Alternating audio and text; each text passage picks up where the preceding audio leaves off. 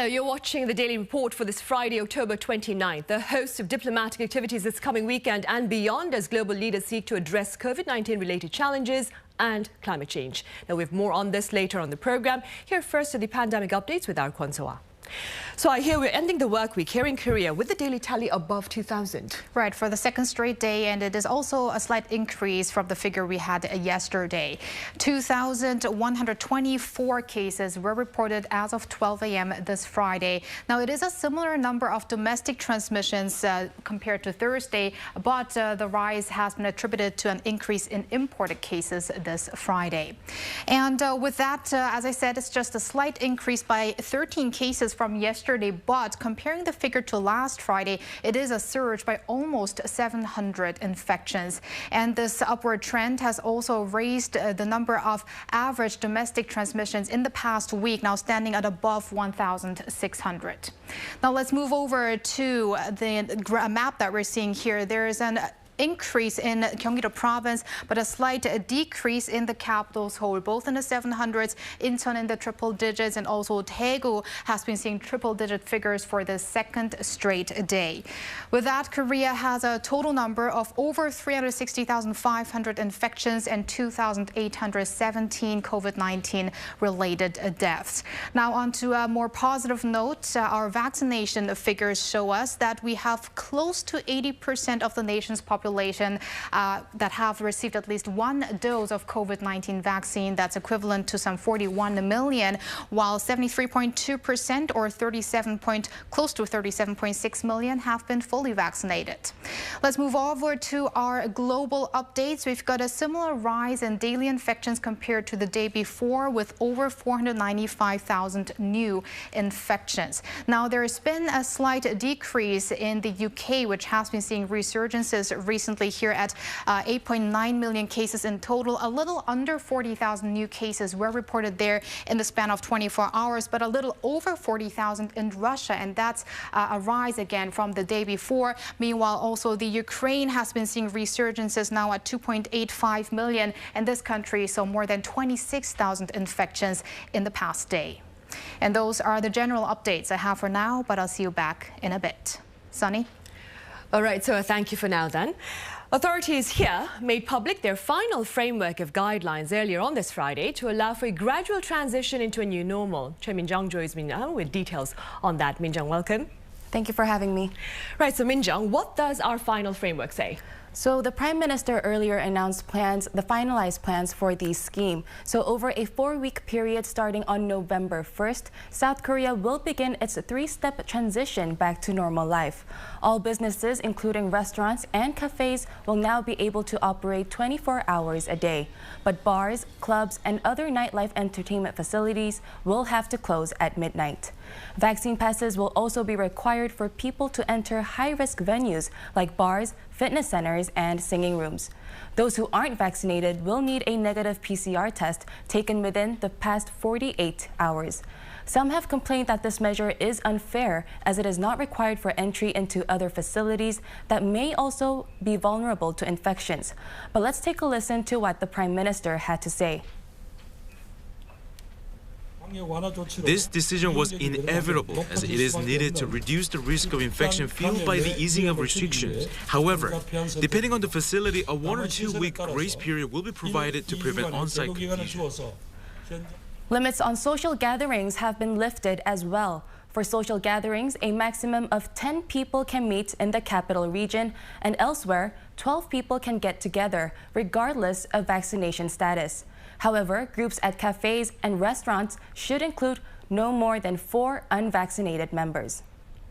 Right, so if 10 people were to gather in a restaurant or cafe, you'd have to have at least 6 people who are fully inoculated, Min-jung. That's right, Sunny. Right. Now, Min-jung, what about overseas travel? When can we start to fly outside of the country for leisure? Yeah, you won't have to wait for too long, because starting next month, numerous international flights will once again become available. Korean Air will resume flights to Hawaii, Sydney, and Auckland, and Asiana Airlines will increase the number of flights to Bangkok from 3 times a week to every single day. The country also formed a travel bubble with Singapore earlier this month, and the flights will take off in November as well. Koreans who are fully vaccinated will be able to visit the country without quarantine, and they will also be exempt when coming back. But they will need to get tested negative for COVID-19 3 days prior to returning. Right, so even if you are fully vaccinated, if you're returning back to the country from overseas, you need to hand in a negative PCR test. Right. Right, Min-jung, finally, how are authorities here responding to concerns about further resurgences once restrictions are eased? Right, so health authorities are concerned as they're saying that cases could soar up to 20,000 a day once the country transitions to living with COVID-19. The Korean Medical Association says South Korea may have to face a fifth wave of the pandemic as restrictions are eased. They also added that the cold winter season is another cause for a potential spike. While acknowledging the need for a step-by-step recovery, experts emphasize that officials should focus on preventing a meltdown in the medical system as well. In case of such an emergency, or when more than 80% of hospital beds are occupied, officials say they will consider halting the restrictions temporarily to enforce an emergency plan. I see. All right, Min-jung, thank you for now, but stay with us for the broader talks. Thank you. Right, staying on the local front, we have more on the government's latest remarks as we count down to the launch of our transition out of pandemic-related restrictions. I have Swa back at the desk. Swa. Yes, Sunny. So in continuation from what Min-jung explained before in regards to what will change once we transition into our gradual return to normalcy, the government officials went into the details of the implementation of that process in their earlier briefing. And the chief of the Korea Disease Control and Prevention Agency, Jung Eun-kyung, explained how authorities will proceed with antivirus measures from here on, as well as vaccination. Now, first off, contact tracing and COVID-19 testings are to be strengthened and made more effective. So here's more from the chief of the KDCA. We will break the chain of transmissions by completing our epidemiological investigation of close contact cases within 24 hours for priority individuals, including the patient's family members, colleagues, and those living in high-risk accommodations. We will manage the risks by conducting broad testing before releasing these individuals from isolation, while their quarantine period will be reduced from 14 to 10 days. Jung added PCR screenings will be expanded so that around 65,000 people a day can undergo tests. In case of emergency situations where a higher demand is needed, COVID-19 tests are also expected to be diversified, which may translate into simpler means of testings. She also emphasized the need to get vaccination figures up with booster shots in progress for those aged 60 and above with weakened immune systems, medical workers, and other people at high risk. On Thursday, the government had also announced the booster shot program for those who got the single-dose Janssen shots earlier this year, who have started to make their reservations since yesterday. The government also decided to expand costs for adverse response compensation. And in line with the transition into our daily lives and also more vaccinations here in Korea and abroad, entrance procedures are also expected to be simplified. So earlier we had a group of 4 regarding depending on the severity of the virus situation in specific countries and other factors. And those groups of 4 will be now simplified into 3 groups. I see. Now, so as we move beyond COVID-19 restrictions, I understand authorities here remain on high alert given the presence of risk factors. Yes, I mentioned before we have again more than 2,000 infections, and also Jung Eun-kyung, the KDCA chief, mentioned that there's been a rise by around 30% of COVID-19 cases here in the country compared to the week before. Now, other factors of concern are that there's also around 30% of the nation's population that's not vaccinated, according to the KDCA chief. And the winter season is coming up as well, which means more people will go to indoor activities instead of staying outdoors. And of course, the Delta variant is another risk factor that we have to look at, and also the possibility of the emergence of other new variants as well.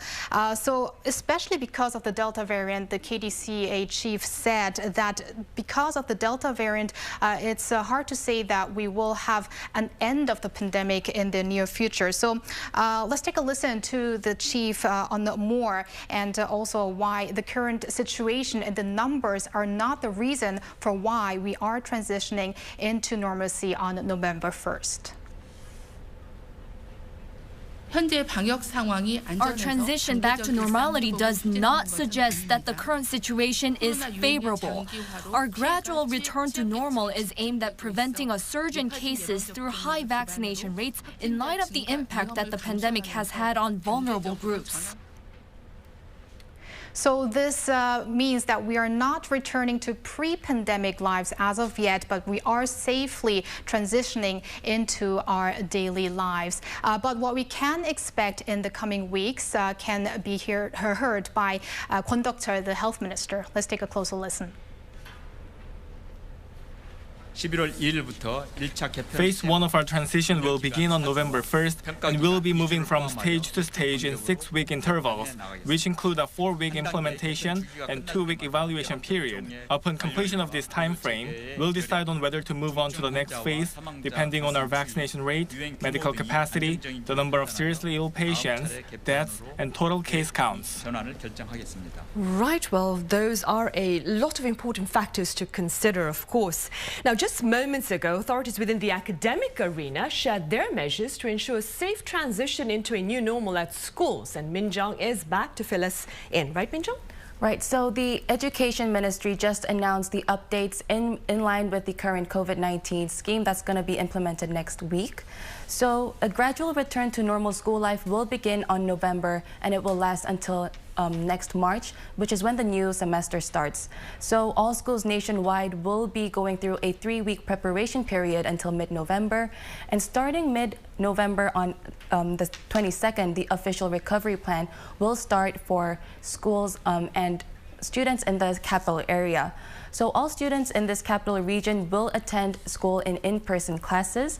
And if you look at the stats, the capital region under social distancing level 4, only 69% have attended in-person classes, whereas outside in the capital region it was up to 94%. So this is why the classes are being extended in the capital region, and also officials are taking extra caution with their decision as well, because students are not as much vaccinated as the elders. So that being said, they're also worried that infections have begun to increase because they saw a new high this week. And also for university students, because the 20s are more vaccinated, their in-person classes will begin sooner, which is going to be next Monday. And the officials have also decided to normalize classes for that involves a lot of group discussions and group activities as well. I see. So essentially, in the near future, we will see the academic arena fully opening its doors, especially here in the metropolitan region. Right, you're right. Right. Now, so for the sake of clarity, let's go over a few points that may lead to confusion as we take our first steps out of the pandemic.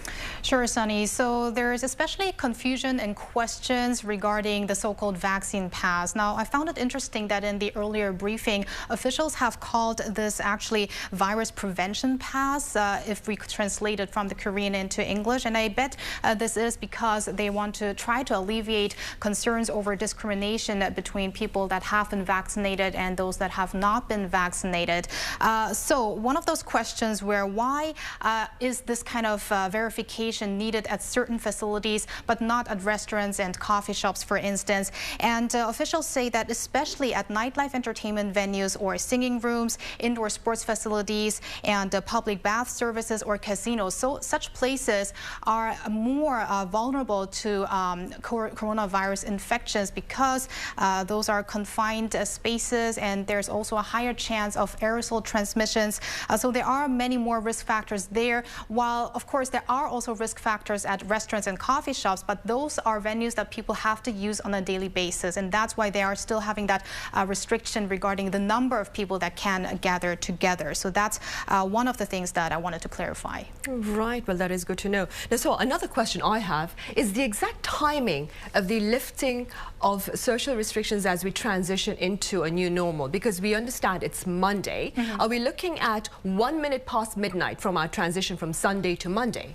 That is a good question, because Sunday is October 31st and it happens to be the Halloween weekend as well. So people might be asking themselves if if this starts on the 1st of November, can people go partying starting at midnight? Exactly, well after midnight then. Right, but that's expected not to be the case in the capital region because currently in the capital region, these facilities can open until, should be opening until 10 p.m. So to answer this question, let's take a listen to Son Young-nae, a senior health ministry official who tried to answer this. Due to concerns over a possible rise in cluster infections, if we were to lift operating hour restrictions at midnight on November 1st, especially considering the fact that it's the Halloween weekend, we'll be following the suggestions that have been made to start our easing of measures on the afternoon of November 1st. So there you have it. We should think of it that it starts on Monday afternoon or the evening, and I hope that businesses will also consider this suggestion. Right, because we are hoping for a safe and sustainable transition. All right, so thank you very much for that clarification. And Min Jung, it's been great having you here with us. Thank you.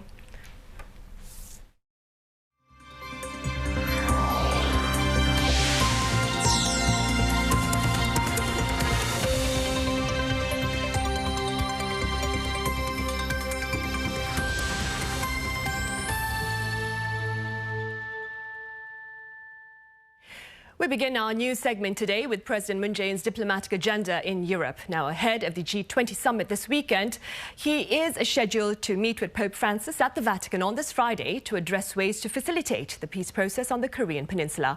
Our Blue House correspondent Kim Min-ji files this report. Closely watched on President Moon Jae-in's itinerary is his meeting with Pope Francis at the Vatican on Friday, their first sit-down in 3 years. President Moon arrived in Rome on Thursday afternoon, the opening round of his trip to Europe for the G20 Summit and the UN Climate Change Conference in Glasgow. The Blue House says President Moon is expected to ask for the pontiff's continued support for peace on the Korean Peninsula and could also discuss a potential papal visit to North Korea. He will also hold talks with Vatican Secretary of State Pietro Parolin. Pope Francis, who has made appeals for inter-Korean rapprochement many times, has previously expressed willingness to consider such a trip.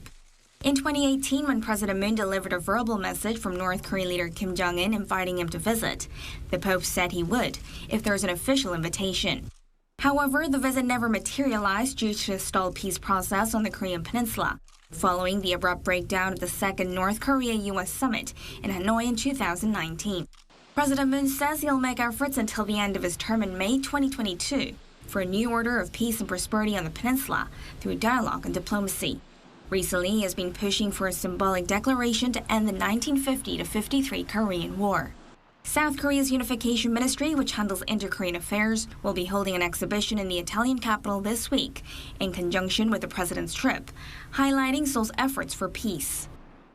Through his meeting with the Pope, President Moon is expected to make another shot to try and resuscitate the Korean Peninsula peace process.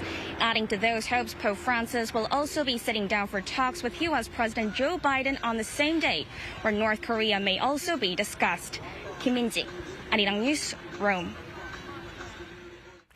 Meanwhile, one important agenda at the upcoming Group of 20 Summit is climate change. And even ahead of their in-person talks starting on Saturday, leaders have already agreed to take tangible action against global warming. Our Kim Hyo-san has more.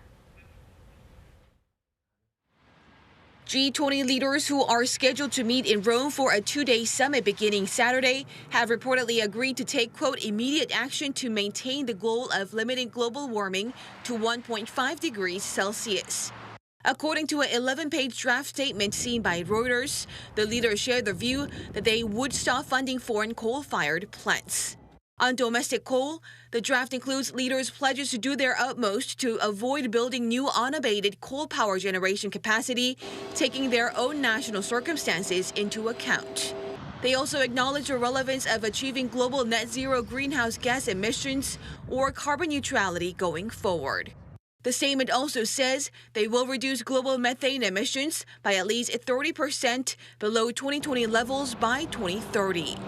The leaders agreed also on achieving an annual $100 billion target for climate financing for developing countries, but the details have yet to be detailed. The statement is seen as a key stepping stone ahead of a broader UN climate summit next week in Glasgow.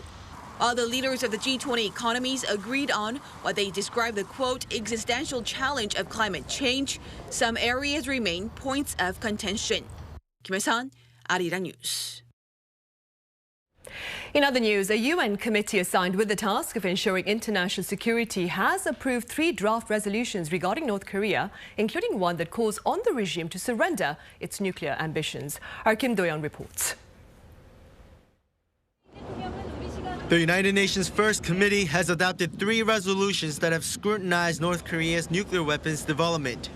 On Wednesday, the committee, which decides on what resolutions on nuclear disarmament and international security matters go to the General Assembly, approved a comprehensive nuclear test ban treaty in its entirety without a vote.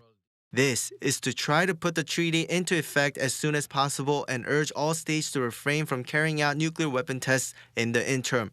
If passed by the Assembly, the treaty would condemn the 6 nuclear tests conducted by North in violation of relevant Security Council resolutions and urge its full compliance. The other 2 resolutions approved were towards a nuclear weapon-free world, accelerating the implementation of nuclear disarmament commitments, and joint courses of action and future-oriented dialogue towards a world without nuclear weapons. These resolutions will now make it to the General Assembly in December for final votes for ratification. North Korea has rejected all 3, saying they are treaties made with double standards. Meanwhile, the North spies have been stepping up their cyber attacks. This is according to media outlet Foreign Policy on Thursday, which spoke to Aaron Arnold, who participated in investigating sanctions violations for the United Nations on North Korea. Apart from evading sanctions and amassing cash revenue through black market financial operations, the North now also has taken an interest in spying on UN sanctions experts and the UN bureaucrats and diplomats who oversee their work, as well as reporters. The report said that just a few years ago, the Reconnaissance General Bureau, which is Pyongyang's intelligence agency, was only able to send clumsy and obvious phishing emails. Now, the attacks are more sophisticated and targets have to deal with them on a weekly basis at least. Kim Do-yeon, Arirang News.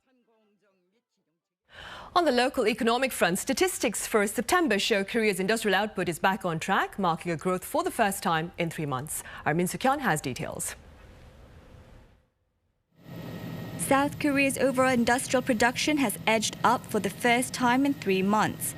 According to Statistics Korea on Friday, the nation's industrial output in September rose 1.3% from the previous month, following a 0.2% dip in August. The growth was largely due to a production increase in the service industry following mass vaccinations and the handout of COVID-19 relief funds. By sector, restaurants and accommodation jumped almost 11%, while transportation and warehousing increased by 4.5%. Retail sales, a barometer of consumer demand, also bounced back, rising 2.5% on month, led by sales of clothing and cosmetics. Facility investment, however, remained low, down 1% on month due to lower investment in machinery and transportation equipment. With the latest figures at hand, the statistic agency believes that the economy has regained its recovery momentum after a 2-month slump. Overall, both production and consumption improved in September due to strong service production and retail sales. This shows that the economy is back on a recovery track, breaking away from a 2-month downturn. Despite a flare-up in COVID-19 cases, the government has remained optimistic over the country's economy. Finance Minister Hong Nam-gi said that the uptick in consumption last month has paved the way for a rebound in domestic spending in the 4th quarter.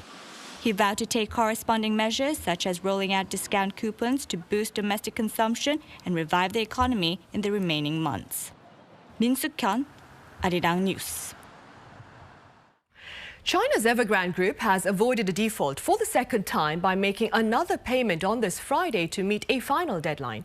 Now, this is according to the New York Times, citing a bondholder who chose to speak on the condition of anonymity. Evergrande Group is struggling under more than $300 billion of liability. Friday's payment of $47.5 million comes a week after the company just barely deflected defaulting on another bond by securing $83.5 million. And in the global entertainment industry, Korea's BTS has been nominated for 3 American Music Awards, including Artist of the Year, making this K-pop group the first Asian artist band to be nominated. Here's Chang Tae-yeon. BTS has set a new global music industry record by becoming the first Asian artist to be nominated Artist of the Year at the American Music Awards. They'll be competing with pop artists such as Ariana Grande, Drake, and Taylor Swift. It's significant in a way that artists emerging from a niche market are now at the top. I think it's recognition that they are artists as acknowledged as Taylor, Ariana, and The Weeknd. It seems promising that their upgraded performances will spread to the mainstream market in the future. BTS were nominated in a total of 3 categories at the 2021 American Music Awards. Aside from Artist of the Year, the others include Favorite Pop Duo or Group, and Butter was nominated for Favorite Pop Song. The nominees were selected based on factors, including streaming and album sales. The AMA will be broadcasted in Los Angeles on November 21st. In the meantime, the People's Choice Awards revealed its nominations for its upcoming ceremony. The nominees will be determined through votes by the general public. BTS have scored 4 nominations in 3 categories. With their song Butter, they're in the running for the Group of 2021 and the Song of 2021. 2 songs, Butter and My Universe, were nominated for the music video of 2021.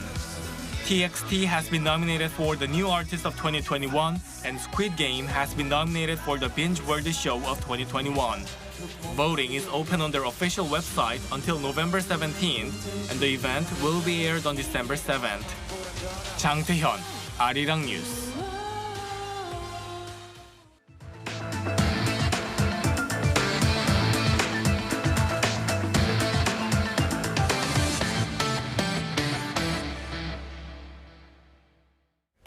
It's time now for a weekly check on international coverage of events here on the Korean Peninsula. And for this, as always, I have Kim Sung-yeon here in the studio. Sung-yeon, welcome.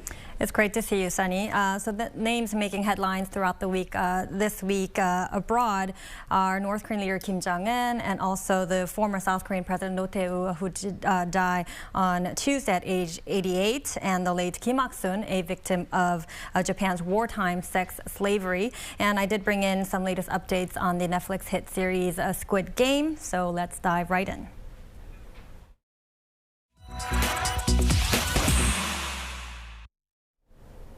There is growing speculation in the foreign media regarding North Korean leader Kim Jong-un and his health condition. Business Insider says the North may be making plans for a future without Kim Jong-un as concerns about his health continue to swirl. The article goes on to say that while Kim has proven the rumors wrong so far, developments in the past year suggest that the North may be grooming his possible successor. Now, Business Insider singled out Kim's sister Kim Yo-jong as the most likely candidate to take over the reins.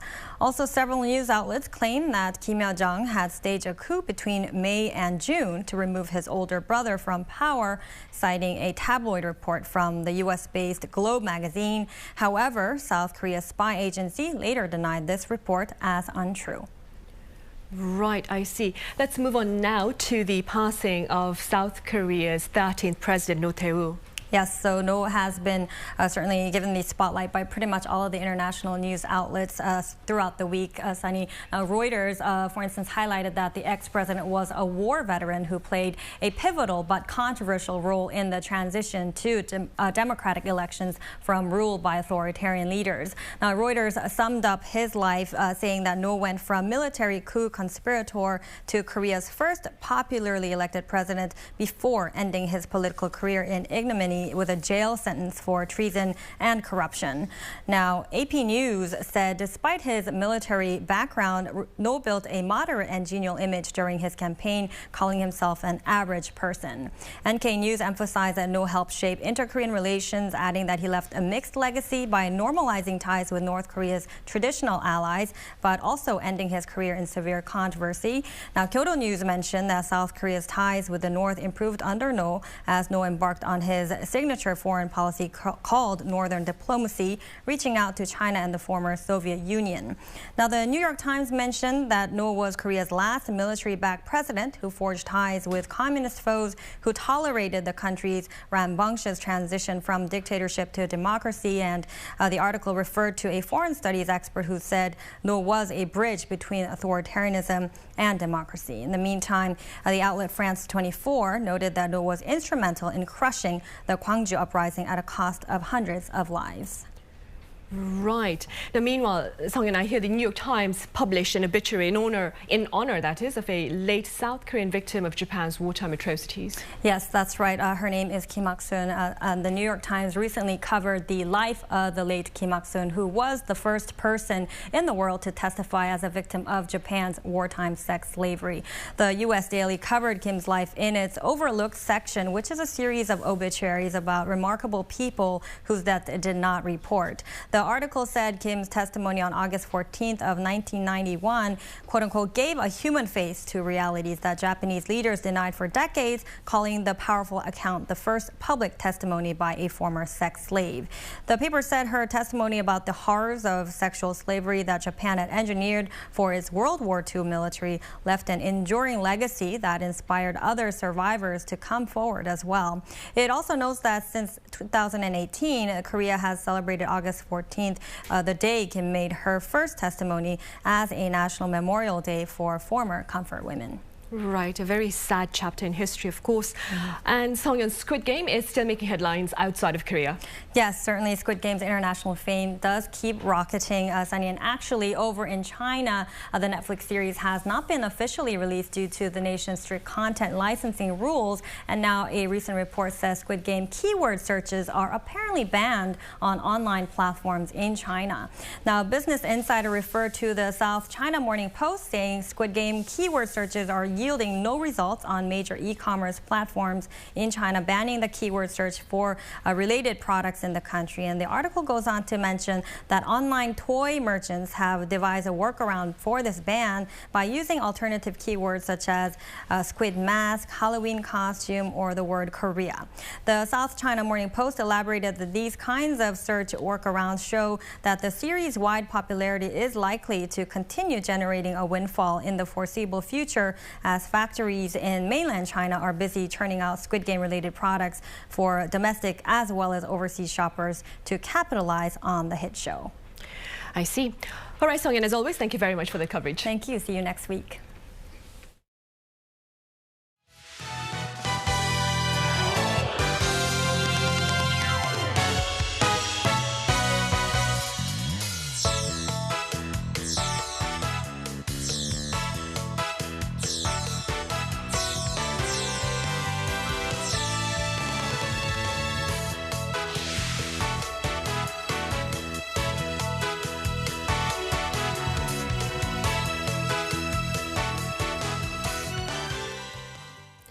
Heads of the world's 20 leading economies will engage in two-day talks over in Rome starting on Saturday. On their agenda are economic recovery efforts amid COVID-19, as well as efforts to tackle climate change. For more, I have Dr. WooJungYeop from Sejong University, from Sejong Institute, that is. My apologies, Doctor. Thanks for having me.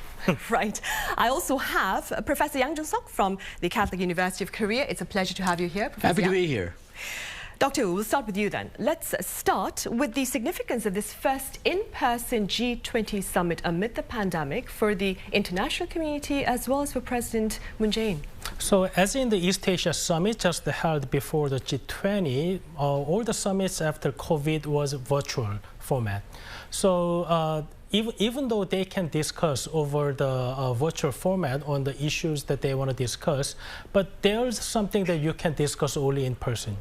So it is a great opportunity for President Moon Jae-in to discuss matters with regard to the international role of South Korea, as well as South Korea's immediate issues, such as the end-of-war declaration and other issues in bilateral format. So South Korea can discuss at G20 about the climate changes, as you mentioned, and how to boost the economies after the COVID, and also what kind of role that South Korea can play to help other countries to reboost their economies. At the same time, South Korea can take advantage of this opportunity to discuss the end of war declaration that South Korea is now pushing to improve inter-Korea relations. Also, South Korea can discuss what kind of role that South Korea can play to mitigate the tensions between the U.S. and China. Right. And Professor Yang, what then are the implications of this upcoming summit on the global economy as it seeks to recover from repercussions of the pandemic? Okay, well, we're facing a lot of economic problems, and a lot of that has to do with the difference in how countries are dealing with the coronavirus. Some countries have gone on complete elimination of distancing measures, while others like Korea are just starting to eliminate distancing, and other countries still have a very high infection rate, and they're still distancing in a very tough manner. It all comes down to how quickly vaccinations are going on. A lot of the most advanced countries are now doing very well on the vaccination rates, including Korea. Some of the mid-level countries, they're on their way to getting vaccinated. But a lot of the least developing countries, a lot of the poorer countries, they haven't really started vaccinations at all. And that's one of the causes that we're seeing so-called supply bottlenecks in the global supply chain. So they're probably going to talk about the supply chain as well as how to deliver vaccines to the least vaccinated countries. Unless most of the countries are going to be vaccinated and most of the countries to reduce their distancing measures, we're probably going to have some aspects of bottleneck continuing. Now, another aspect is because the advanced countries are now moving out of the pandemic emergency economy, they're seeking to raise interest rates. But a lot of the poorer countries and mid-level countries, they have spent a lot of money on corona pandemic.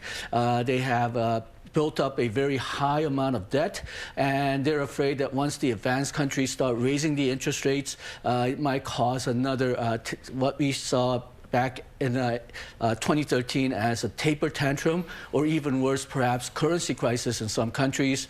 This belongs more in the finance ministers meeting, but still, the leaders are going to have to talk about that as well. For Korea, I think they will probably talk about North Korean issues, as Dr. Yu is probably has mentioned, but also because Korea is going on to start anti-distancing measures, to reduce their distancing measures, we're probably going to look at some advice from countries which have already reduced distancing measures, like the United Kingdom, and see what went well, what didn't go well, and what we need to watch out for. Right. And Dr. Both Chinese President Xi Jinping and Russian President Vladimir Putin have cited COVID-19 as reason for not attending the G20 summit in person. What are your thoughts? So it is true that both President Xi Jinping and President Putin will not attend in person in Rome this week, but it is reported that they are going to participate in the meeting through the virtual connection. So I don't think there is any problem for them to deliver a message from their perspective to the G20 summit. And it's not only those two leaders, like the Japanese Prime Minister Kishida is not going to attend in person for the G20, and many other Western leaders are not going to join in person. So for G20, important issues are already dealt and agreed by ministerial level talks just before the summit. So I really don't think their absence caused a problem for the leaders of G20 to reach a certain agreement. But it certainly lose some kind of opportunity for the leaders to talk more privately, because there's a rumor before G20 that President Biden and President Xi might have some talks to mitigate the tensions between the two countries. So for the purpose of G20, I don't think there's a big problem, but we certainly cannot have certain momentum in diplomacy between the countries who show some tensions. Right, I see. Professor Yang, following their G20 agenda in Rome, these leaders will fly to Scotland for the UN Climate Summit, COP26. Now, China is the world's largest emitter of greenhouse gases. How does its absence from these efforts or this summit serve to better address efforts to deal with climate change? Okay, well, it's interesting to see that President Xi and President Putin are among the leaders who will not show up in person, because they seem to play crucial roles in global energy policy and global energy problems. China has promised that they will take major steps to reduce fossil fuels, and they will achieve net zero emissions, but their target date is 2060, which is later than most of the other countries whose targets are 2050. And perhaps even worse than that, they say that at least until about 2030, their coal emission will actually rise, though their coal emission per person or per GDP dollar may fall. So they're on a very tough lens, under the very tough lens in the COP20. That may be one of the reasons why President Xi decided not to show up. But still, recent problems that China have with their electricity generation does show that they are still critically dependent on coal. And other countries, obviously, because coal is probably the dirtiest fuel that they can use, would have pressured President Xi to try to reduce their coal usage more quickly. President Biden may have had a wish to push very strongly on this, but he's now in a very awkward position. Because of the American domestic policy problem, he had to weaken a lot of his environmental policies that he wanted to put in the latest U.S. budget plan, and that includes measures to reduce usage of coal in the United States. One of the senators has said that he would not sign this budget bill if there was a measure to actively reduce the usage of coal. So now he's in a weaker position to pressure China to reduce their coal usage. Right. And staying with the G20, Professor Yang, what are your prospects on the G20 discussions about skyrocketing oil prices then? Okay, well, one of the reasons for the high price of oil is the OPEC Plus agreement, agreement made between OPEC countries and large non-OPEC oil producers, and the largest player within OPEC is Saudi Arabia. The largest producer in the world is Russia, and they're both part of G20, so I'm sure that there were going to be a lot of pressure there to try to increase the production of oil. And then also, one other reason for the high price of oil is actually high price of natural gas, which is used as heating fuel for Europe. And a lot of energy analysts believe that one of the reasons for high oil prices is because high natural gas prices, and one of the reasons why the natural gas prices are so high is because Russia is limiting exports. And by President Putin not being there, he might not be there to answer some sensitive questions, but I'm sure that there will be a lot of pressure to try to increase the amount of oil in the short run. And that's also another sort of a paradox here, because on one hand, environmental issues, you want to use less oil, but the current situation requires that there will be more oil production. So that might be a bit of a diplomatic workaround that these leaders would have to do between the G20 meeting and the COP20 meeting. Now, previously, OPEC had feared oil prices going too high because that would bring in U.S. shale oil producers. But for some reason, the shale oil producers in the United States are not really increasing production this time. So the oil producers are encouraged to have higher oil prices, and that may be because of President Biden's environmental protection wishes. But that will encompass perhaps a larger discussion on how the oil production may be increased in the short run, but decreased in the long run. Essentially, it's a very sensitive issue then. Oh, very. Dr. Wu, another important agenda on President Moon Jae-in's trip to Italy is his meeting with Pope Francis at the Vatican later on this Friday. Having said that, what are your prospects on the possibility of Pope Francis traveling to North Korea to perhaps facilitate the peace process on the peninsula? It's not clear yet for two reasons. First, the COVID situation in North Korea is much worse than many other countries. So whether the COVID condition in North Korea can permit other foreign leaders to pay a visit to their country. And second, whether it is politically okay for the Pope to pay a visit to North Korea is another question, even though like COVID situation can allow others to travel into North Korea. So in 2018, when President Moon delivered a message to Pope that North Korean leadership wants Pope to pay a visit to North Korea, it is reported that the Pope said he's available for the visit. So maybe with the Minister of Unification, Lee In-young, the President Moon is going to ask once again Pope to pay a visit if the situation allows. Because as we all know that there is no freedom of religion in North Korea, so the the visit paid by the Pope to the North Korea can be very significant. So we don't know yet whether North Korean leadership really wants Pope to visit their country or not, but certainly President Moon is going to ask Pope to pay a visit to North Korea this time. Right, it would be very symbolic, of course, if the visit is ensured. Doctor, what are your prospects now on the possibility of a summit between Presidents Moon and Biden on the sidelines of the G20 Summit? We don't know yet. It's not officially reported yet whether President Moon is going to have some sideline meeting or like small summit meeting with the President Biden. But there are lots of issues that President Biden should deal with the countries, leaders of other countries at G20 and also the climate conference in Scotland.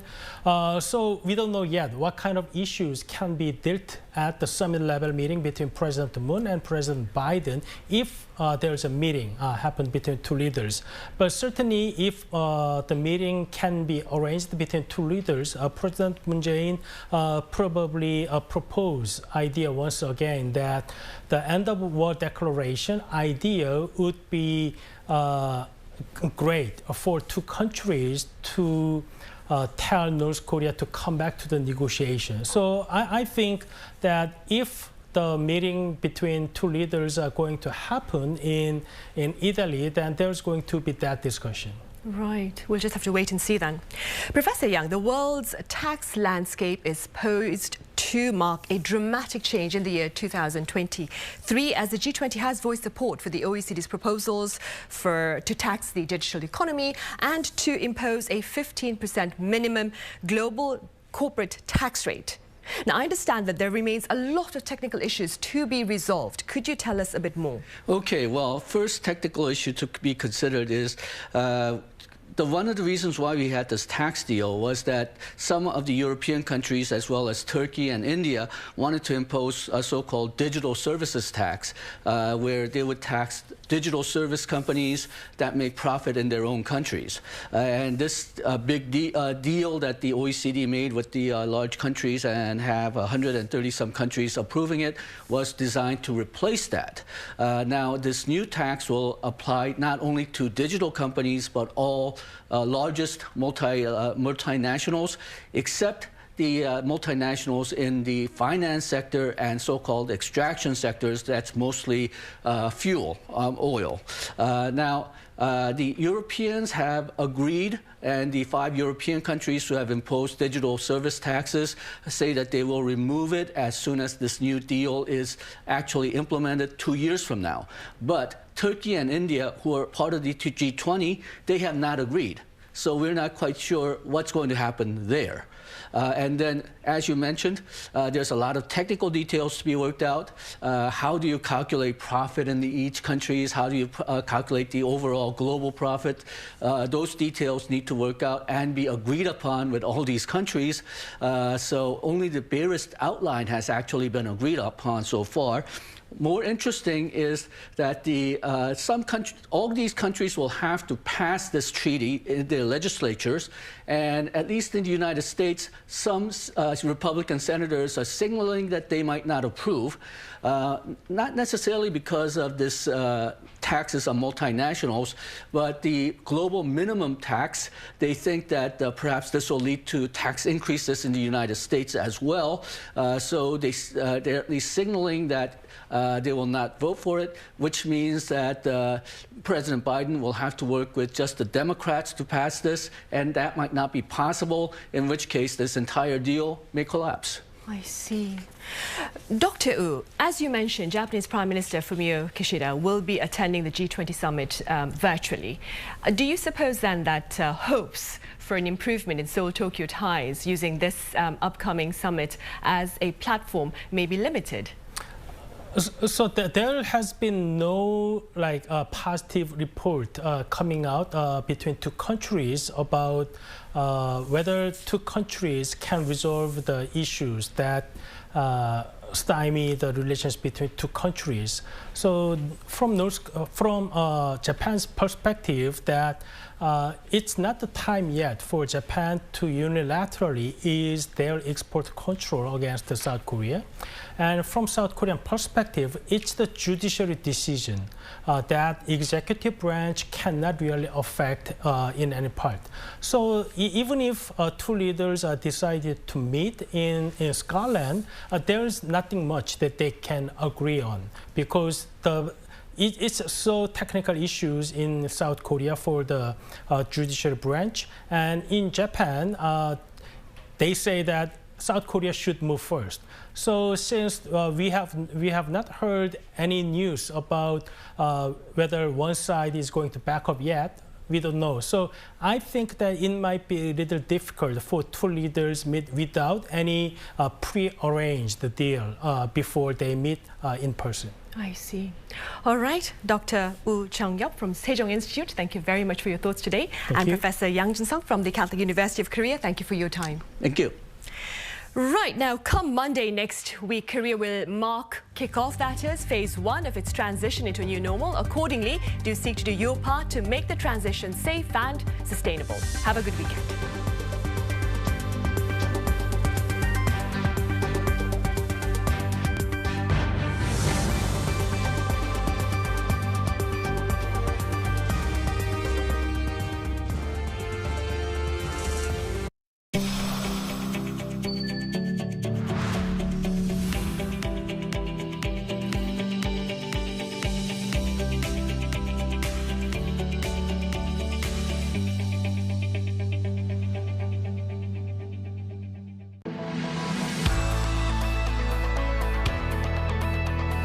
Diplomats residing in Korea all have their special stories to tell, and we're going to share them with you through in-depth interviews on Diplomat Talks. Tune into the weekly episodes as we discuss politics, economy, social issues, culture, history, and more. Diplomat Talks. This week's edition of Foreign Correspondents. Get all the latest news happening in and out of Korea. On the show, foreign correspondents from all around the world gathered together to discuss the most trending topics. And of course, with the changing times, journalists also connect with